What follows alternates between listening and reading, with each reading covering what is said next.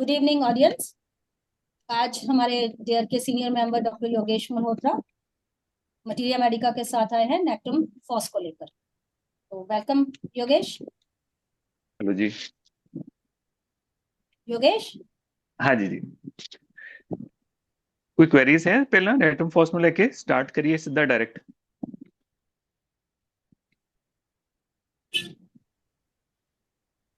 Start ही कर दो अब। चलो लास्ट में क्वेरीज लेंगे। ठीक है सर। सो नॉर्मली जब भी जो my way of understanding A remedy है वो क्या है कि अगर हम किसी भी रेमेडी का पैथोफिजियोलॉजी समझे जहाँ वो कैसे वर्क करती है बॉडी पे कैसे एक्ट करती है, तो उस रेमेडी को हम बेटर अंडरस्टैंड कर सकते हैं, उसको बेटर याद रख सकते हैं और उतने ही हम वर्सेटाइल हो जाएंगे क्लिनिक में उसको यूज करने के लिए।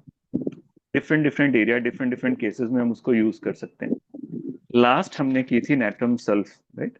अगर आप उसको देखोगे उसमें हमने एक्सप्लेन किया था कि कैसे नेट्रम सल्फ एक्ट करती है और क्यों उसमें वो सिम्टम आते हैं, क्योंकि उसमें बिलियस टेंडेंसी है, साइकोटिक है और कितना कुछ हमने उस रेमेडी में डिस्कस किया था ओवरऑल। तो आज की जो रेमेडी है उसी ग्रुप की हमने ली है, डेलिबरेटली ली है सो दैट हम उसको कंपेयर कर सकें, नेट्रम फॉस। तो जब भी आप किसी रेमेडी को देखो तो उसको जरूर देखा करो कि थेरेपेटिकली वो कहाँ यूज होती है। एज ए कीनोट प्रिस्क्राइबर अगर कोई है वो उसको कैसे यूज करता है। इन अगर कोई मेंटल प्रिस्क्राइबर है तो वो उसको कैसे यूज कर रहा है इन टोटलिटी, तो वो आ ही जाएगी। तो ये तीन एरियाज हैं जो आपको देखने चाहिए कभी भी किसी भी रेमेडी को पढ़ने वक्त। तो मेरा वे क्या है कि सबसे पहले मैं उसके एलिमेंट्स को अंडरस्टैंड करने की कोशिश करता हूँ, देन उस एलिमेंट्स का बॉडी पे इफेक्ट क्या करती होगी, कैसे करती होगी। देन उसमें मैं देखता हूँ ऐसे कौन से सिम्टम है जो उसमें रेपिटेटिव डिफरेंट एरियाज में एक्सप्रेस कर रहे हैं, वो सिम्टम उसके लिए इंपॉर्टेंट हो जाएगा। उसके बाद मैं उसके देखता हूँ क्या उसके कीनोट्स हैं, देन उसकी जो मेंटल स्टेट है ओवरऑल, उसके बाद उसकी जर्नैलिटीज। तो नॉर्मली कभी भी जब मैं कोई रेमेडी पढ़ता हूँ जो मेरा बेसिक क्राइटेरिया रहता है वो ये रहता है, कभी भी अगर मैं कोई रेमेडी पढ़ूंगा। सो सेम वे में आज हम उस नेट्रम फॉस को अंडरस्टैंड करने की कोशिश करते हैं। सो अगर नेट्रम फॉस में पढ़ने जाऊंगा मैं सबसे पहले देखूंगा कि उसमें नेट्रम फॉस, अब कोई भी अगर आप किसी को पूछोगे कहाँ यूज होती है, सबसे पहली बात की जाएगी वो खट्टे डकारों के लिए, एसिडिटी के लिए, बर्निंग के लिए, right. It is A head remedy for that even in biochemic, और अगर आपने होम्योपैथिकली यूज करना है तो उस कंडीशन में भी। अब क्यों आता होगा ऐसा, अगर अगर ये सिम्टम प्रिडोमिनेंट है, अगर आप देखोगे उसमें प्रोमिनेंट है ये सिम्टम, हर जगह पर है ये, राइट। आप उसका लिकोरिया उठा लो, एक्सक्योरेटिंग है, एक्सपेक्टोरेशन उठा लो, वो एक्सक्योरेटिंग है, डिस्चार्ज है वो एक्सक्योरेटिंग है। हर डिस्चार्ज उसका एसिडिटी है, इतनी बर्निंग है कि जैसे जल ही जाएगा। तो हर चीज में एक्सक्योरेशन है, हर चीज में एक एसिडिक कंटेंट रहता है उसमें। तो क्यों है इसमें, नेट्रम सल्फ में डिफरेंट था, ऐसे ही नेट्रम कार्ब में डिफरेंट हो जाएगा, नेट्रम म्यूर में डिफरेंट हो जाएगा, जहां और जो एसिड की रेमेडीज है उसके रीजन अलग हो जाएंगे। इसका रीजन क्या है? सो इसका रीजन अगर आप बोरिक में अंडरस्टैंड करते हो, वो कहता है कि it is due to the excess of lactic acid, right. Lactic acid जहां भी ज्यादा होएगा इसकी पैथोजेनेसिस अपने आप ही आ जाएगी। अब क्या है लैक्टिक एसिड, राइट। हम नॉर्मली पढ़ते हैं कि जब भी हम ओवर वर्क करते हैं, ओवर इंडल्ज करते हैं अपने आप को हैवी एक्सरसाइजेस में, तब लैक्टिक एसिड की प्रोडक्शन होती है, राइट। एक तो ये एस्पेक्ट है लैक्टिक एसिड की एक्सेस होने का बॉडी में। दूसरे एस्पेक्ट क्या है लैक्टिक एसिड के, कि फॉर एग्जांपल अगर आप हाई ऑन एनिमल फूड हो तब हो जाएगा, राइट। अगर आप एक्सेसिव शुगर्स ले रहे हो तो लैक्टिक एसिड एक्सेस हो जाएगा। ज्यादा मिल्क, क्योंकि मिल्क का जो बेसिक उसमें चेंज आती है, वो उसमें जो खटास आती है, सोरिंग जो होती है, वो लैक्टिक एसिड के कारण होती है, राइट। अगर आपकी डाइट में ज्यादा क्लोरीन है, सल्फर है, फॉस्फेट है तो ये कंडीशन हो जाएगी। तो लैक्टिक एसिड बढ़ जाता है उस कंडीशन में, ये सारी कंडीशन में।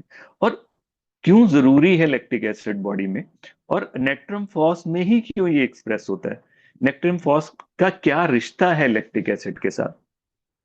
सो अगर एक एक बार इसको समझ लिया तो ये सारा कॉन्सेप्ट समझ आ जाएगा। तो नॉर्मली क्या है, जब भी बॉडी में लैक्टिक एसिड होता है, लैक्टिक एसिड कन्वर्ट होता है कार्बोलिक एसिड और वाटर में, उसको डिसोसिएट करने के लिए। और जो मेन फैक्टर रिक्वायर्ड है उसमें वो है sodium phosphate. So body need sodium phosphate to convert lactic acid into carbolic acid and water. उसके बाद फिर सोडियम फॉस्फेट जो है उसी कार्बोलिक एसिड के साथ एक लूज बॉन्ड बनाता है and it will travel into the blood, then lungs में जाता है। वो लंग्स में जाके वो, क्योंकि वो बॉन्ड बहुत लूज है, वो रिप्लेस हो जाता है ऑक्सीजन के साथ, और कार्बोलिक एसिड है वो एक्सेल हो जाएगा, वो बाहर चले जाता है बॉडी से। और जैसे ही ये उसके साथ आएगा, ये डिसोसिएट हो जाएगा again in the presence of oxygen into again nitrum phos, और दूसरा वही लैक्टिक एसिड उसमें फिर चेंज हो जाएगा। तो इस प्रोसेस में ये ऑक्सीजन ले आएगा। तो ये करता क्या है basically? So role of sodium phosphate का क्या है? इस बैलेंस को मेंटेन करके रखना। और ये बैलेंस बहुत डेलिकेट है, बहुत स्लाइट स्लाइट डेविएशन अगर इससे हो जाती है तो सेलुलर स्टार्वेशन हो जाएगी, एंजाइम इनएक्टिविटी हो जाएगी और डेथ हो जाएगी। इसीलिए कहा जाता है कि जो नेट्रम फॉस है, बेसिकली इसको कहा जाता है बफर। इसको हाइड्रोजन आयन आयन बफर भी कहा जाता है इसको, क्योंकि ये बॉडी की एसिडिटी को, एसिडिक जो कंटेंट है उसको मेंटेन करके रखता है। राइट? तो ये इसका मेन रोल है। और ब्लड में तो और कितनी चीजें होती है, देखो ब्लड प्लाज्मा होगी, बाइकार्बोनेट्स हो जाएंगे, जो प्राइमरी बफरिंग एजेंट है, जो पीएच को कंट्रोल करते हैं, हीमोग्लोबिन है। पर जो इंटरसेलुलर टिश्यूज होते हैं, इंटरस्टिशियल फ्लूइड्स होते हैं, उसमें ये चीजें नहीं होती। वहां पर जो प्राइम रोल आता है वो सोडियम फॉस्फेट का आता है। It act as a butter, it act as a buffer. तो वो एक जो है सोडियम फॉस्फेट कंबाइन करता है दो हाइड्रोजन आयन से। तो in this way it create a balance. वो उसके पीएच जो लेवल है उसको एक मेंटेन करके रखता है। राइट? सो जब भी बॉडी में ये कम हो जाएगा, राइट, जब भी बॉडी में ये कम हो जाएगा तो क्या हो जाएगा? सोचो, अगर बॉडी में नेट्रम फॉस्फेट सॉल्ट प्रॉपर नहीं है, उस कंडीशन में बॉडी एसिडिक होने लगेगी। राइट? अब जब बॉडी एसिडिक होने लगेगी तो क्या होएगा? बॉडी में excessive production of lactic acid आ जाएगा। राइट? अब ये सारी की सारी बॉडी एसिडिक है। और अनदर रोल क्या है नेट्रम फॉस्फेट का? नेट्रम फॉस्फेट यूरिक एसिड को एक्सपेल करने में काम आता है। उसकी एब्सेंस में यूरिक एसिड अटैच हो जाएगा कार्बोनेट ऑफ सोडियम के साथ और इनसॉल्युबल मटेरियल बना लेता है। वो इनसॉल्युबल यूरेट बना लेता है ऑफ सोडा। राइट? वो इनसॉल्युबल है, वो जॉइंट्स में सेटल हो जाएगा। तो देन उससे क्या हुआ? एक तो बॉडी एसिडिक होगी और दूसरा यूरिक एसिड की जो मूवमेंट थी वो भी रिड्यूस होगी। अब वो जो एक्सपेल हो रहा था वो एक्सपेल नहीं हो रहा। तो अगर इन ओवरऑल चीजों को हम ओवरऑल अंडरस्टैंड करें तो हम क्या अंडरस्टैंड करते हैं कि जो प्रेजेंस है सोडियम फॉस्फेट की वो बहुत ज्यादा रिक्वायर्ड है और वो कितने सारी चीजों में इंपॉर्टेंट है। राइट? सो वो इंपॉर्टेंट है एक एसिडिक कंडीशन को, एसिड बैलेंस को मेंटेन करने में और एलिमिनेट करने में मेटाबॉलिक एसिड को। राइट? तो इसीलिए उसका रोल कहाँ कहाँ है? उसका रोल है lactic as a lactic acid buffer. वो बाइल को भी रेगुलेट करता है। राइट? वो वाटर को भी रेगुलेट करता है, वो फैटी एसिड्स को एमल्सिफाई करता है, वो यूरिक एसिड को रिमूव करता है। तो जब भी वो कम होएगा तो ये सारे जो फैक्टर्स हैं ये इफेक्ट हो जाएंगे। और इनसे इफेक्ट होने के बाद देखो क्या सिम्टम्स, क्या चीजें आएंगी अगर ये इफेक्ट हो जाएंगे। सोच के देखो एक बार, अपने माइंड में लेके आओ क्या होएगा। तो इसका मतलब कि हमारी सारी का जो बॉडी का मीडियम है वो एसिडिक हो जाएगा। अब जैसे ही एसिडिक हो जाएगा तो पहला सिम्टम क्या आने वाला है? एसिडिटी। राइट? सेकंड, एसिडोसिस के सिम्टम्स आने शुरू हो जाएंगे बॉडी में, अदर रेमेडी फास्फोरस कार्सिनोसिन। इसलिए अगर आप रूब्रिक देखोगे ब्लड एसिडोसिस, उसमें नेट्रम फॉस पड़ी होगी। राइट? डिस्चार्जेस जैसे हमने डिस्कस किया वो सारे एक्टिवेट हो जाएंगे, जैसे leucorrhoea, expectoration, eructation, diarrhoea. Right? हर चीज एक्सक्यूरेटिंग हो जाएगी। ऑल द डिजीजेज जो एक्सेसिव एसिडिटी के कारण होती हैं सारी आ जाएंगी। Diarrhoea which is occurring due to hyper acidity, जैसे र्यूम में भी है, रुबीनिया में भी है, कैमोमिला में है, वो आ जाएगा। राइट? और उसके बाद हार्ट बर्न उसकी कंडीशन में आ जाएगा। डिस्चार्ज जो लिकोरिया है उसके कारण स्टेरिलिटी आ जाएगी। राइट? उसके कारण कंसेप्शन में प्रॉब्लम आ जाएगी। वेजिनाइटिस आ जाएगा। राइट? अगर आप रिपोर्टरी में देखो वेजिनाइटिस आफ्टर एसिडिक फूड ऐसे करके आप रूब्रिक देखो तो उसमें आपको ये मिलेगी। उसमें सिट्रिक फूड एग्रवेट, अगर आप रूब्रिक देखो उसमें आपको उसको नेट्रम फॉस मिलेगी। राइट? कोई भी सिट्रिक फूड है, कहीं भी सोर फूड है, जैसे फ्रूट्स हैं, अगर आप देखोगे ना कि फ्रूट्स जो फ्रूट खराब हो जाते हैं वो एग्रेवेट करते हैं पेशेंट को। फ्रूट एग्रेवेशन में भी है ये नाइट्रम फॉस आर्सेनिक के साथ, पर जो खराब हो जाते हैं फ्रूट, वहां भी ये फॉल करती है। कारण, आप कभी भी देखना कुछ लोग ना, आप कभी भी देखना कि जो नशे करते हैं वो ना कई बार मंडी में घूमते होंगे, अगर उनके पास पैसे नहीं है नशा करने के लिए, वो गले हुए जो फ्रूट्स होते हैं ना, वो उठा के वो खाते हैं, क्योंकि उसमें अल्कोहल कंटेंट बढ़ जाता है, राइट, एसिडिक कंटेंट बढ़ जाता है, वो उनको नशा भी देता है। तो इसमें क्योंकि वो एक्सेसिव एसिडिक कंडीशन क्रिएट करता है, तो इसमें ये खराब करता है। इसीलिए हर जो, फॉर एग्जांपल और क्या सिम्टम्स आएंगे, हेडेक फ्रॉम एसिडिटी। देखो कोई भी एसिडिटी बनेगी तो हेडेक होएगा, इसमें आएगा। यूरिक एसिड प्रोडक्शन एक्सेसिव हो रही है, उसमें इसका रोल आ जाएगा। बच्चों में बहुत इंपॉर्टेंट रोल आ जाएगा, पर बच्चे कौन से, जो ओवर फेड है मिल्क के साथ, क्योंकि एक्सेसिव मिल्क जब उनको दिया जाएगा, एक्सेसिव शुगर्स दी जाएंगी उनको, तो उनकी बॉडी में लैक्टिक एसिड की प्रोडक्शन होगी ज्यादा, क्योंकि ब्लड का एक बाई प्रोडक्ट है लैक्टिक एसिड। अगर आप उसको ज्यादा ले रहे हो तो वो ज्यादा होएगा, और अगर ज्यादा होएगा तो क्या है, बच्चे में वॉमिटिंग हो जाएगी, इनडाइजेशन हो जाएगा, डायरिया होगा। डायरिया कैसे होने वाला, देखो शोर होएगा वो, क्योंकि लैक्टिक एसिड एसिड की प्रोडक्शन है। तो ये सिम्टम को याद रखने के लिए किसी रॉकेट साइंस की जरूरत नहीं है, आपको सिर्फ उसका बेस समझना है कि उसका बेस कहाँ से आ रहा है। क्योंकि बेस एसिड से आ रहा है तो उसकी सारी की सारी चीजें वैसी हो जाएंगी। फिर ये बच्चे मोस्टली कैसे बच्चे होंगे, ओवरफेड बेबी, और जो एक्सेसिव शुगर के साथ हैं, उनमें ये वॉमिटिंग आ जाएगी, और वॉमिटिंग आएगी नॉर्मली सोर सोर वॉमिटिंग, बिल्कुल ना। तो जितनी भी ये एसिडिटी होंगी, जिसमें फॉर एग्जांपल एक्सेसिव शुगर के कारण एसिडिटी है, एक्सेसिव फॉर एग्जांपल मिल्क के कारण एसिडिटी, और एसिडिटी सोर है, खट्टी है, वहां नेट्रम फॉस का इंडिकेशन आ जाएगी। नहीं तो कई बार हम सीधी यूज कर लेते हैं कि फॉर एग्जांपल अगर एसिडिटी है तो नाइट्रम फॉस नहीं। वो तभी वर्क करेगी अगर ये क्राइटेरिया कवर होता है। ऑन द कॉन्ट्ररी, सपोज आपके पास कोई पेशेंट आता है, वो कहता है कि बहुत ज्यादा वो ड्रिंक करता है, उस एक्सेसिव ड्रिंक के कारण उसको एसिडिटी की प्रॉब्लम है, या ये डकार आ रहे हैं, या जलन हो रही है, वहां पर एसिड फॉस काम करेगी, नाइट्रम फॉस काम नहीं करेगी, राइट, क्योंकि उसका उसका जो पैथोजेनेसिस है, उसके पीछे का प्रोसेस है, वो डिफरेंट है। सो फर्स्ट एस्पेक्ट ये है समझने वाला नाइट्रम फॉस में, जो रोल ऑफ लैक्टिक एसिड और लैक्टिक एसिड का बॉडी पे उसका रिजल्टेंट, देन वो सारा का सारा प्रोसेस अपने आप आपको समझ आ जाएगा। क्यों डिस्चार्जेस ऐसे हैं, क्यों ये प्रॉब्लम आ रही है, क्यों ये प्रॉब्लम आ रही है, क्यों बच्चों में मुश्किल आ रही है, क्यों आर्टिफिशियल फेड बेबी में इसी की प्रॉब्लम आती है नाइट्रम फॉस में, क्यों जो बच्चों को ओवरफीड किया जाता है उसमें जो प्रॉब्लम आती है, तो वॉमिटिंग सोर होती है, उन बच्चों से खट्टी स्मेल आती है मैग्नीशियम की तरह, राइट, खट्टी स्मेल आती है र्यूम की तरह, उन बच्चों से क्यों आती है खट्टी स्मेल, ये बहुत इंपॉर्टेंट है। सो जब हम ये समझ लेंगे, देन उसके बाद हम उस रेमेडी में ये देखेंगे कि इसमें ऐसा क्या है जो और किसी में बाकी में इतनी स्ट्रांगली अवेलेबल नहीं है। तो सेकंड इंपॉर्टेंट थिंग जो मुझे नेट्रम फॉस में लगी, वो थी उसका एमिशंस के साथ रिलेशन, कि एमिशन, पोल्यूशन और सेमिनल एमिशन और क्वाइशन, इन सभी कंडीशन में नेट्रम फॉस का की रोल क्या है, उसमें सबसे इंपॉर्टेंट क्या है उसका, सबसे इंपॉर्टेंट है वीकनेस। इतनी ज्यादा प्रोस्टेशन, इतनी ज्यादा वीकनेस जब भी आपको मिले एसिडिटी के साथ, देन इट इज ए, आप क्लियर इंडिकेशन कह सकते हो, it is a indication for natrum FOSS.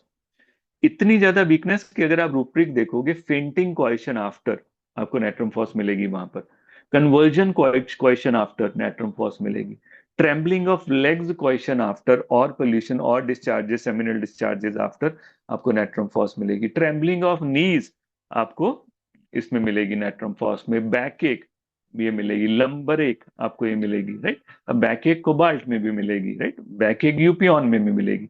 पर इसमें क्या आएगी, बहुत ज्यादा वीकनेस, बहुत ज्यादा वीकनेस की खड़ा ही नहीं हुआ जा रहा और उठा ही नहीं जा रहा, इतनी ज्यादा वीकनेस, राइट। और उसके साथ एसोसिएटेड डिप्रेशन, क्योंकि नाइट्रम का पार्ट है उसके साथ, जब भी कोई कंप्लेंट आएगी साथ में डिप्रेशन आने वाला है इसमें। तो ये इसका मेन इश्यूज रहेगा पोल्यूशन के साथ, एमिशंस के साथ, क्वेश्चन के साथ, कि बहुत ज्यादा वीकनेस, बहुत बहुत ज्यादा वीकनेस। मैं कह रहा हूँ बहुत ज्यादा, पेशेंट आके नॉर्मली क्या कहेगा कि जब मैं क्वेश्चन कर लेता हूँ मुझे 2-2 दिन लग जाते हैं उसको रिकवर करने में उस सिचुएशन में। और इसका जो सेमिनल एमिशन होएगा वो भी वाटर लाइक होएगा, सल्फर लीडम सेलिनियम की तरह, बिल्कुल वाटर लाइक होएगा, राइट। सो बैक एक सेकंड हमने किया था नीज में ट्रेमलिंग, देन डिप्रेशन अगर आप देखोगे मिशन आफ्टर उसमें भी ये पड़ी होगी, देन लेग्स ट्रेमलिंग, राइट, नीज में भी ट्रेमलिंग, लेग्स में भी ट्रेमलिंग, फेंटिंग क्वेश्चन आफ्टर उसमें भी पड़ी होगी, कन्वर्जन क्वेश्चन ड्यूरिंग उसमें भी ये पड़ी होगी, पेन स्पर्मेटिक कॉर्ड उसमें क्वेश्चन आफ्टर, बर्बरिस वल्गैरिस के साथ ये उसमें पड़ी होगी, राइट। ये सारे सिम्टम इसमें ये बहुत प्रिडोमिनेंट है। तो आप कह सकते हो कि उसके बाद अगर कोई अनदर इंपॉर्टेंट थिंग है इसमें, वो इसके ये रिलेशनशिप है। अनदर इंपॉर्टेंट थिंग जो मैं हमेशा माइंड में रखूंगा जब भी मैं नेट्रम फॉस को इंडिकेशन देखूंगा, वो उसकी एक अफिनिटी है लीडम की तरह। लीडम की तरह ही ये जो एंकल है उसकी एफिनिटी रखती है, ये इसको हमेशा याद रखना आप। जैसे लीडम में eruptions वगैरह होते हैं एंकल्स पे, पेन भी हो सकती है, इंजरी हो सकती है। जैसे नाट्रम कार्ब में और कार्बोलिक उसमें कार्बोनियम, उसमें कार्बोनियम, दिमाग से स्किप कर गया, कार्बोनियम ही है कोई, तो उसमें भी एंकल वीक है, राइट। दोनों में एंकल वीक है, ऐसे ही इसमें भी एंकल वीक है। पर नॉर्मली इसमें जो वीक एंकल तो है, क्योंकि इसमें भी लेट टू वॉक है अगर आप पढ़ोगे ना, क्योंकि सारी की सारी ये रो में इशू रहता है कि इसमें जो डेवलपमेंट इश्यूज हैं, तो ये भी रेमेडी लेट टू वॉक है। पर इसमें नॉर्मली क्या रहेगा, जो एंकल है उस पर itching, eczema, burning, herpes, paralysis, aching, ये सारे सिम्टम्स आएंगे। ये नॉर्मली मुड़ जाएगी इनकी नीज, पर ये ज्यादा प्रोमिनेंट मुड़ने वाला नैट्रम काब में है, इसमें नहीं है, राइट। पर ज्यादा प्रोमिनेंट उसमें है, पर इसमें ज्यादा इरप्शंस हैं जो प्रोडोमिनेंट है इसमें कहेंगे। तो ये याद रखने वाली बात है। और उसके बाद अगर हम देखें जो याद रखने वाला है इसमें नेट्रम फॉस में, वो इसकी मेंटल स्टेट है। जो नेक्स्ट इंपॉर्टेंट थिंग है इसकी, वो इसकी मेंटल स्टेट है। मेंटल स्टेट क्या है इसकी? मेंटल स्टेट इसमें जो इंपॉर्टेंट है वो क्या इंपॉर्टेंट है कि इसमें this is a combination of two things, that is natrum and phosphorus. So इसमें एक तो नाट्रम की स्टेट रहेगी जिसमें ग्रीफ, टेंडेंसी फॉर डिप्रेशन, ये सारा कुछ रहेगा, राइट, साइलेंट रहेगा। अगर इसमें आप पढ़ोगे कि जो पेशेंट है एक ही जगह बैठा रहेगा फॉर आवर्स टुगेदर और एक ही जगह देखता रहेगा, राइट, अब्जॉर्ब्ड हो जाएगा इस तरह से। और ये स्टेट आती कैसे है? क्योंकि उसमें पहले एंग्जाइटी है फॉर द लव्ड वंस, पहले उसमें एंग्जाइटी है फॉर द अदर्स, उस दूसरे के लिए, और उसके बाद वो इनडिफरेंट हो जाएगा, देन नेट्रम की स्टेट आएगी, indifferent to loved one, indifferent toward the family, indifferent to the relation. अगर आप देखोगे कि उसमें एक रूब्रिक है कि सब कुछ डेड हो गया उसके अंदर, इसमें लिखेगा, दिखेगा आपको, indifferent apathy dead everything seem to him, ऐसे करके आप रूब्रिक देना, nothing make a vivid impression, ऐसे करके एक रूब्रिक है। टोटली इंडिफरेंस क्रिएट हो जाएगा, राइट। पर वो पहले उसके लिए प्यार है, उसके बाद इंडिफरेंस आएगा उसमें, ये स्टेट रहेगी। पर फास्फोरस अपना कलर देगी। जैसे हम नाइट्रम सल्फ में हमने पढ़ा था कि उसमें मेन चीज रहती है कि ग्लूमी स्टेट रहती है, पर उसके साथ एक desire for appreciation by the partner रहती है कि पार्टनर मेरे को रिकॉग्नाइज करे, मेरी एफर्ट को, जो मैं कर रही हूँ, जो मैं रिलेशन में डाल रही हूँ। पर यहाँ पर वो इश्यूज नहीं रहेंगे क्योंकि सेल्फ नहीं है, यहाँ पर फॉस है। तो यहाँ पर क्या आएगा? Fears, fear of dark, fear of night, fear of animal, fear of dog, fear of insect, fear of bad news, fear of typhoid, right? अब fear of typhoid का मतलब नहीं है कि आज नहीं मिलेगा आपको, फिर टाइफाइड से डर लगता है, ये प्रूविंग तब की है जब टाइफाइड ऑलमोस्ट कई बार जान ले लेता था, लाइफ थ्रेटनिंग प्रॉब्लम थी टाइफाइड, तो डर लगता है उसको कि मैं मर ना जाऊं, राइट। इसीलिए इम्पेंडिंग डिजीज, कोई मुझे प्रॉब्लम ना हो जाए, कोई बीमारी ना हो जाए, समथिंग विल हैपन, फियर मेरा बच्चा है वो उठेगा नहीं, राइट। मिलेगा आपको fear of death of the child on waking, कि वो उठेगा ही नहीं उसको, right. Fear of mental work, ये भी बहुत इसमें रहेगा, उतना नहीं रहेगा जितना एटम कार्ब में रहेगा, पर इसमें भी रहेगा। तो it is a combination, right. तो इसकी स्टेट क्या है कि मैं जिसके लिए केयर कर रहा हूँ, मैं जिसको प्यार कर रहा हूँ, मैं जिसको सारा जो अपने फ्रेंड के लिए सब कुछ कर रहा हूँ, जिसके साथ जो रिलेशनशिप है वो फ्रेंडशिप वाला है, पार्टनर वाला नहीं है, वहां से मुझे वो रिस्पॉन्स नहीं मिल रहा है। Then he became indifferent to that condition, कि नहीं मैंने बात नहीं करनी। पर उस कंडीशन में, क्योंकि ये नाइट्रम फॉस है, फॉस्फोरस नहीं है, ये एक्सप्रेस नहीं करेगा, ये अपने पास अंदर रखेगा। So these are Vithoulkas sir कहते हैं कि these are the people who walk with the secret inside. वो कुछ सीक्रेट अंदर रख के बैठे हैं जिसके साथ वो वॉक कर रहे हैं, वो आपको बताएंगे नहीं, वो फेस से एक्सप्रेस नहीं होने देंगे साइक्लामैन की तरह। जैसे हम पढ़ते हैं ग्रीफ अनडिमॉन्स्ट्रेटिव साइक्लामेन में, वैसे ही ये फेस से एक्सप्रेस नहीं होने देंगे।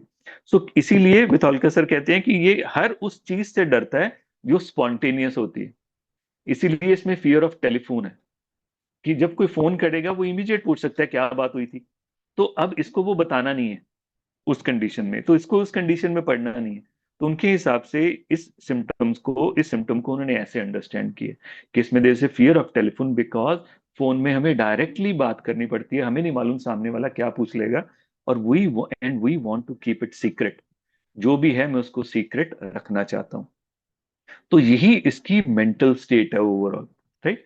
और इसी से इसको प्रॉब्लम्स आती हैं मेनली, राइट। इसीलिए देखो इसकी प्रॉब्लम्स, अगर आप एलिमेंट्स देखोगे क्या मिलेगी इसमें, एलिमेंट्स आपको बच्चों में मिलेगी, एलिमेंट्स ड्यूरिंग नर्सिंग चिल्ड्रन में इसमें मिलेगी, एलिमेंट्स फ्रॉम ब्रेस्ट फीडिंग मिलेगी, एलिमेंट्स फ्रॉम आर्टिफिशियल फूड मिलेगी, elements from from artificial food diarrhoea and vomiting, ये एलिमेंट्स मिलेंगी, elements from the bile duct, storm हम भूल गए, element from approaching storm, right, storm आने वाला है, element from masturbation, element from bitter fruit, जो कड़वे हैं क्योंकि वो ऑलरेडी अंदर से कड़वा है, एसिडिक है, इसलिए बिटर फूड और एग्रेवेट करेंगे, elements from fruits, right, arsenic और रोडोडेंड्रॉन की तरह ये मिलेगी उसमें, राइट। और एलिमेंट्स फ्रॉम स्पॉइल्ड फूड, उसमें ये मिलेगी आपको nitrum phosphate, elements from milk, elements from सोर फूड, जितने भी खट्टे फूड है वो एग्रेवेट करेंगे इसको, मेंटल वर्क, एंटिसिपेशन, राइट। और स्पेसिफिक इसकी एलिमेंट है एलिमेंट फ्रॉम मॉर्फिन और हेरोइन, ये जरूर याद रखा करो। जो मॉर्फिन से एडिक्टेड है और हीरोइन से एडिक्टेड है, राइट, जो ड्रग्स हैं, उस कंडीशन में भी इनमें एलिमेंट्स आती हैं। ये इसकी चीजें याद रखने वाली हैं, जो इंपॉर्टेंट है याद रखने वाली। और इसमें क्या था, और इसके कीनोट्स बहुत इंपॉर्टेंट है। देखो इसमें कीनोट्स क्या थे, इसमें मेन एक बहुत इसमें ना स्ट्रेंज स्ट्रेंज सिम्टम है। Normally they talk very less, right, कम बात करते हैं, नाट्रम्यूर से ज्यादा बात करते हैं, पर वैसे ये कम बात करते हैं। पर बहुत इंपॉर्टेंट है ये कब बात करते हैं, ये याद रखने वाली बात है। ये बुखार में बात करते हैं, पायरोजिनम और लेक्सिस की तरह ये लोकेशियस होते हैं फीवर ड्यूरिंग, ये इनका कीनोट सिम्टम है, राइट। अदर कीनोट इनका है कि इग्निशिया की तरह इनमें भी साइंग है, पर वो साइंग स्पेसिफिकली मेंसेस से एसोसिएटेड है, right. So saying before menses and menses के बाद उसका ठीक हो जाना, ये इसका की नोट फीचर है। 2 या 3 दवाइयां ही हैं, एक इग्निशिया होगी, एक नेट्रमफॉस, एक और देखना इसमें एक और होगी, राइट। और इसका एक बहुत स्ट्रेंज की नोट सिम्टम है कि इसका जो नोजिया होता है वो यूरिनेशन से बेटर फील होता है। बहुत स्ट्रेंज है इसका, कि जब यूरिनेशन होगी इसका नोजिया ठीक हो जाएगा, राइट। ऐसे ही इसका एक वॉमिटिंग के साथ कीनोट है, कि sexual desire increase with vomiting, ऐसे करके आप देखना, मेरे को अभी माइंड में आएगा तो मैं उसको दोबारा से आपको बताता हूँ। ऐसे इसमें है नैट्रम फॉस में। अनदर एक एसोसिएशन बहुत इंपॉर्टेंट है, जैसे हमने जब नैट्रम सल्फ भी पढ़ी थी, हमने बोला था जो ऑर्गन के साथ एसोसिएशन होती है वो बहुत इंपॉर्टेंट होती है। तो इसकी भी एसोसिएशन बहुत इंपॉर्टेंट है, कि cirrhosis of liver with successive boils. जब हमने नैट्रम सल्फ की थी तो हमने उसका एसोसिएशन बताया था डायबिटीज के साथ, कि कितने सारे डायबिटीज के रूब्रिक्स हैं जिनमें नैट्रम सल्फ पड़ी हुई। ऐसे ही cirrhosis of liver with successive boils, natrum phos, diabetes with successive boils, natrum phos, right. Constipation alternating with diarrhoea in children, natrum phos, right. और इसमें वो था urging to urinate with morbid desire for coition, natrum phos. और उसके साथ क्वाइशन के साथ इसके सिम्टम वीकनेस तो है ही है, पर एक और चीज है जो एसोसिएट करेगी आपके आपके पेशेंट बोलेगा, कि जब भी क्वाइशन है, क्वाइशन के बाद जो मेटस है, राइट, जो यूरेथ्रा का एंड है, वहां पर बहुत ज्यादा ईचिंग एंड बर्निंग होनी, ये इसका कीनोट सिम्टम है। ये इसका कीनोट सिम्टम है, इसको याद रखना है, कि मेटस में ईचिंग होनी आफ्टर क्वेश्चन, ये सिंगल रेमेडी है उसमें। तो ये जो कीनोट्स हैं ये आपको माइंड में होने चाहिए। इवन ईच स्टूल के बाद भी इसके मेटस में ईचिंग होती है, तो इसके ये मेन 2 सिम्टम्स हैं। सेक्सुअल डिजायर इंक्रीज हो जाती है वॉमिटिंग के साथ, उसमें भी ये सिंगल है नैट्रम फॉस, राइट, उसमें भी सिंगल है। और इसका जो बहुत इंपॉर्टेंट की नोट है, जैसे हम नाइट्रम कार्ब में पढ़ते हैं कि सीमन एक्सपेल हो जाता है, उसकी बॉडी रिटेन नहीं करती, पर इसमें क्या है कि जो सीमन है वो वायबल नहीं रहता। क्यों नहीं वायबल रहता? Due to acidic content of the body. Body में एक्सेसिव एसिड होने के कारण जो उसके डिस्चार्जेस हैं वो एसिडिक हैं। तो वो क्या करते हैं, वो सीमन की वायबिलिटी को डिस्टर्ब करते हैं। इसीलिए sterility from the acrid leucorrhoea अगर आप देखोगे तो उसमें अकेली नाइट्रम फॉस पड़ी हुई है, राइट। और एक और इसमें की नोट है, जैसे बिटर फ्रूट से इसको प्रॉब्लम है, पर इन स्पाइट ऑफ एसिडिटी इसकी डिजायर रहती है स्ट्रॉन्ग जो टेस्टिंग फूड होते हैं उसके लिए। एग्रेवेट में पड़ी हुई है बिटर फूड एग्रेवेट, पर डिजायर उतनी ही इसकी स्ट्रांग होगी, इसीलिए इसमें बियर डिजायर इसमें पड़ी हुई है। देखो फिश डिजायर वो भी पड़ी हुई है। अगर देखोगे फ्राइड फिश डिजायर उसमें सिंगल पड़ी हुई होगी। फ्राइड फिश अगर डिजायर आप देखोगे सिंगल पड़ी होगी। अल्कोहल, एग्स, स्टिमुलेंट्स उसमें सभी में ये पड़ी होगी नाइट्रम फॉस अगर आप देखोगे। तो ऐसे अगर हम ओवरऑल रेमेडी को देखेंगे तो हमें क्या मिलेगा ओवरऑल, कि क्यों होती है इसमें ये प्रॉब्लम, आती क्यों है, ये क्यों इसमें ये मुश्किल आ रही है, उसके बाद कि इसके क्या क्या कीनोट्स हैं और कैसे कैसे सिम्टम्स इसको डिस्टर्ब करते हैं। तो इन ओवरऑल इनको सबको अब जैसे कहते हैं पिक्चराइज करोगे तो पूरी जो नाइट्रम फॉस की जो पिक्चर है आप उसको क्रिएट कर सकते हो इसको। अदर इसमें अगर कुछ रह गया है वो रह गए इसके जर्नल्स। जर्नल्स क्या है, इसकी जर्नैलिटीज क्या है? तो जर्नैलिटीज में नॉर्मली ये एनीमिक है, ड्राफ्ट ऑफ एयर से एग्रेवेट है नाइट्रम कार्ब की तरह ही, राइट। फ्रीक्वेंटली इसको कोल्ड, ये इसको वेट वेदर एग्रेवेट करता है, थंडरस्टॉर्म एग्रेवेट करते हैं, फास्टिंग एग्रेवेट करती है, ईटिंग से इसको आराम मिलता है इसको, ये कंडीशन आती है। और हाँ, एक और जो पार्ट हम मिस कर गए हैं उसमें जो बहुत इंपॉर्टेंट है, देखो इसमें क्या हो रही है, इसमें एसिडिटी हो रही है, इसमें बर्निंग हो रही है, राइट, इसमें इरक्टेशंस आ रही हैं, इसको खाना खाने के बाद आराम मिल रहा है उसको, राइट। और उसको, अब ये सारे सिम्टम्स देखो किसमें ये कॉमन होते हैं, किसमें है कि बहुत बर्निंग पेन होती है, राइट, एकिंग पेन होती है, यहाँ पर इतनी ज्यादा एपिगैस्ट्रियम में पेन होती है, ब्लॉटिंग होती है, नोजिया वॉमिटिंग होती है, प्रॉपरली खा नहीं पाएगा, वेट लॉस हो जाएगा, स्टूल डार्क हो जाएंगे, बर्पिंग होएगी, एपिटाइट कम हो जाएगी। These are the common symptom of H pylori. तो इसीलिए ये एच पाइलोरी के लिए आप इसको क्लिनिकली रेमेडी देख सकते हो कि इन case of H pylori infection आप इस रेमेडी को यूज कर सकते हो। अनदर क्लिनिकली डॉक्टर मॉरिसन को आप स्टडी करोगे, डॉक्टर मॉरिसन ने लिखा हुआ है कि natrum phos is a clear indicated remedy, the first remedy you should think of in case of rheumatism of the children. बच्चों के केस के, बच्चों में अगर रूमेटिज्म आ रहा है, राइट, उस कंडीशन में नेट्रम फॉस बहुत बहुत अच्छी रेमेडी है। एक और चीज हमने मिस की है, इसके डिस्चार्जेस। इसके डिस्चार्जेस एक्रेट तो हैं, पर एंटिमोनियम क्रूड की तरह हनी लाइक है इसके discharges, yellowish and honey like. इसलिए अगर उसको देखोगे ना आईज में ऐसे जम जाएगा और देखने पर वो येलो और हनी लाइक है, this is a clear cut indication for natrum phos. So ऐसे अगर हम ओवरव्यू करें तो this is the indication, this is the complete picture of natrum phos, जिसको हम क्लिनिकली यूटिलाइज भी कर सकते हैं, उसको अंडरस्टैंड कर सकते हैं। जो स्टार्ट होगी एक्सेसिव लैक्टिक एसिड प्रोडक्शन के साथ, अगर हम उसको सारा अंडरस्टैंड करेंगे वहां से हमें समझ आएगी बॉडी की एसिडिक कंडीशन और उससे आते सारे सिम्टम। उसके बाद हमने देखा कि उसमें आया पोल्यूशन से एग्रवेशन, राइट। उसके बाद हमने उसकी अंडरस्टैंड की मेंटल स्टेट जो है combination of nitrum and phosphorus. उसके बाद हमने अंडरस्टैंड किए उसके कीनोट्स जो बहुत पिक्यूलियर थे। उसके बाद हमने देखे उसके एलिमेंट्स फ्रॉम जो सभी उसके साथ है। देन उसके बाद उसकी जर्नैलिटीज जो हमने डिस्कस की। So this is the overall picture of the natrum phos. Any questions और anybody want to add something in this? Yogesh, इसमें तुमने बोला है कि एक नाइट्रम सल्फ और नाइट्रम फॉस में बेसिक डिफरेंस कैसे समझ ले हम? सर नाइट्रम फॉस में मेनली बिलियस कंडीशंस है सर। एसिडिटी तो इसमें भी होती है। हाँ एसिडिटी उसमें भी होएगी सर, एसिडिटी उसमें, हाँ। जैसे इसमें क्या पेशेंट जो कंप्लेंट करेगा, जैसे ग्रीन डिस्चार्जेस वाली कंडीशंस नहीं आएगी जो वॉमिटिंग में आएगी, इसमें होगा हाँ। जैसे तेजाब आ रहा है, तो पेशेंट का जो वर्ड होएगा वो डिफरेंट होएगा, कि ऐसे होएगा सारा जल जाता है ओवरऑल, ये इसमें मेन सिम्टम्स आएंगे सर। और उसका एसोसिएशन मिल्क के साथ, इसका जो डायरिया भी है वो एसिडिटी के साथ एसोसिएट करेगा सर। हम्म।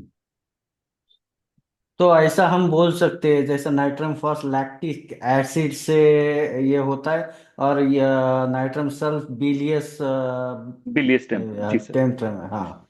हाँ, और बाकी एसोसिएटेड सिम्टम्स से डिफरेंशिएट हो जाएगा, क्योंकि वो प्रोडोमिनेटली साइकोटिक है सर, राइट। बाकी के सिम्टम्स भी उसमें अवेलेबल होंगे, तो इसकी स्टेट उससे डिफरेंट हो जाएगी सर। राइट। चलो, और कोई सवाल है प्रोमिला?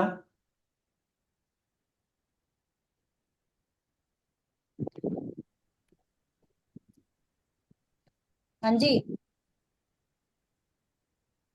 आ, ये चेनू जेन्स ने कुछ पूछा है। इफ क्या sir? Continuous erection.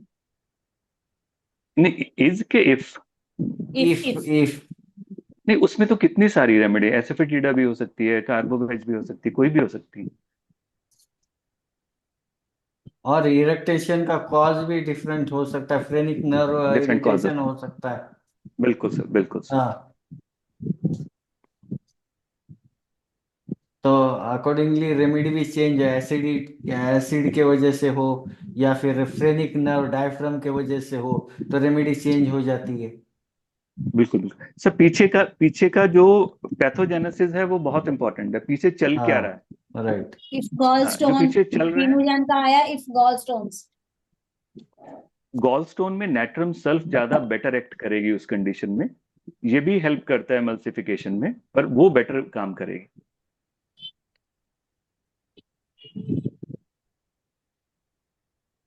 माइल्सम। Miasm of natrum phos. Natrum phos का माइजम, मुझे लगता है जो मेरी अंडरस्टैंडिंग है वो ट्यूबरकुलर होना चाहिए इसमें।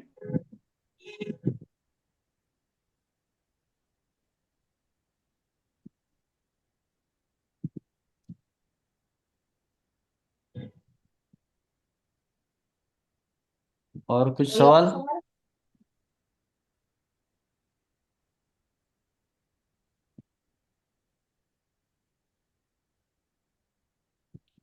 फेसबुक के ऊपर कोई क्वेश्चंस है? नहीं जी, कोई नहीं, बस हाँ जी, हाँ जी, रुकिए। Cracking in knee joint after high uric acid. नहीं, क्रैकिंग में देखो, अगर क्रैकिंग है तो उसमें और रेमेडीज आ जाएंगी इसमें, दैट इज कॉस्टिकम। कॉस्टिकम बहुत इंपॉर्टेंट है, स्पेसिफिकली अगर नी जॉइंट में क्रैकिंग है, राइट। पर यहाँ पर अकेला यूरिक एसिड नहीं है, जो इसकी नी जॉइंट की एफिनिटी है वो एमिशंस के साथ है, उसमें ट्रेम्बलिंग होती है। पर एक्सेसिव यूरिक एसिड के साथ जो सिम्टम्स आएंगे वो आ सकते हैं, वो सभी में आ सकते हैं इसमें, पर वो जैसे अकेले नहीं क्रैकिंग। आएंगे। इंपॉर्टेंट क्या है कि जब भी आएंगे, फॉर एग्जाम्पल अगर नेट्रम फॉस के कारण यूरिक एसिड की कंडीशन आ रही है, वो हमेशा एसोसिएट करेगी एक्सेस ऑफ एसिडिक कंडीशन के साथ, देन वो अपने सिम्टम्स देगी, सोरनेस देगी बॉडी में, एसिडिटी देगी, तो ये कॉम्बिनेशन मिलेगा आपको। सो this is the main indicating point, कि जब आपको यूरिक एसिड के अगर सिम्टम्स आ रहे हैं, क्योंकि जैसे हमने डिस्कस किया, इसकी एब्सेंस में यूरिक एसिड नेट्रम कार्बोनेट के साथ अटैच हो जाता है और यूरेट बनाता है, राइट, वो जो कि इनसॉल्युबल है। अगर वो आएगा तो साथ में ये एसिडिक स्टेट साथ में आएगी, तो ये डिफरेंशिएट करेगी नेट्रम फॉस के इंडिकेशन को, सिर्फ यूरिक एसिड इंडिकेट नहीं करेगा उसमें, वो नेट्रम सल्फ पे भी हो सकता है। जैसे क्रैकिंग अगर देखी जाए तो उसके रीजंस भी अलग अलग हो सकते हैं, अलग जैसे अलग हो सकते हैं, ऑस्टियोपोरोसिस हो बिल्कुल गया, साइनोवाइटिस हो गया, या बिल्कुल कोई बिल्कुल इंजरी हो जाएगी, तो उसके हिसाब से मेडिसिन भी चेंज हो सकती है। बिल्कुल बिल्कुल, वही कह रहे हैं, जो पैथोजेनेसिस है वो ढूंढनी चाहिए, पीछे चल क्या रहा है। अगर वो मिल गया कि पीछे चल क्या रहा है, राइट, सिर्फ कीनोट भी इंपॉर्टेंट नहीं है, कीनो अगर कोई रेमेडी इंडिकेट होगी, उसकी पैथोजेनेसिस अगर मैच नहीं करती है, उसकी एफिनिटी अगर मैच नहीं करती है, तो भी काम नहीं करती दवा। तो इंपॉर्टेंट है उस प्रोसेस को समझना। तो अगर वो इंडिकेटेड होगी, वो ये अकेला पेड़ नहीं लेके आएगी, हमेशा पूरा जंगल लेके आएगी। जो हमारी दवाएं सिंपल एक सिम्टम नहीं लेके आएंगी, वो अपना पूरा जंगल साथ लेके आती, तो अपनी जो टोटेलिटी है वो साथ लेके आएगी। तो जैसे ही नेट्रम फॉस इंडिकेट हो जाएगी ऐसी किसी कंडीशन में, तो अपनी जो टोटेलिटी है वो साथ लेके आने वाली है, जो हमने डिस्कस की है। तो उसमें आप जैसे ही आप प्रोब करोगे उसका गैस्ट्रिक एरिया बहुत स्ट्रांगली इंडिकेट हो जाएगा। यहाँ पर एक आपको मैं एग्जांपल देता हूँ। मैं एक बार पढ़ रहा था डॉक्टर मॉरिसन, डॉक्टर विथोल्कस का सेमिनार्स में। तो वहां पर एक केस था, केस ऑफ पल्सेटिला। तो वो क्लियर कट केस था पल्सेटिला का, and everybody in the seminar are saying कि this is pulsatilla, they clear cut pulsatilla. तो उन्होंने, सर ने क्वेश्चन किया, this is the case of pulsatilla, then why उसके जो patient is suffering from stomach symptom, उसके पेट के सिम्टम है इस पेशेंट के, वो पल्सेटिला के क्यों नहीं है? क्योंकि pulsatilla is known for the stomach. तो स्टमक पे वो उसको अपने जो सिम्टम्स है वो देने चाहिए, वो नहीं दे रही। इसका मतलब यहाँ पर कुछ प्रॉब्लम है, यहाँ पर पल्सेटिला नहीं है। तो हमेशा जब आप किसी रेमेडी की देख रहे हो, कीनोट को प्रिस्क्राइब कर रहे हो, कि जो बैकग्राउंड में उसका जो उसकी आत्मा है उस दवा की, जो इस केस में एसिडिटी है in the whole body and whole system, वो साथ में रहने वाली है। अगर वो नहीं है तो डाउट करो, यहाँ पर आप मत दो नाइट्रम फॉस। सिर्फ स्टेट के ऊपर प्रिस्क्राइब ना करो। अगर स्टेट है तो उसके साथ पीछे बैकग्राउंड में आने वाली है उसकी सारी की सारी, जो उसकी जान है। तो यहाँ पर एसिडिटी है। कोई और सवाल?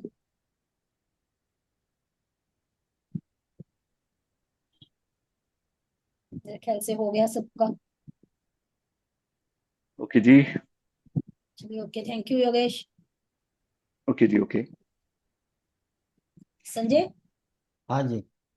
कर दो लाइव ऑफ करना।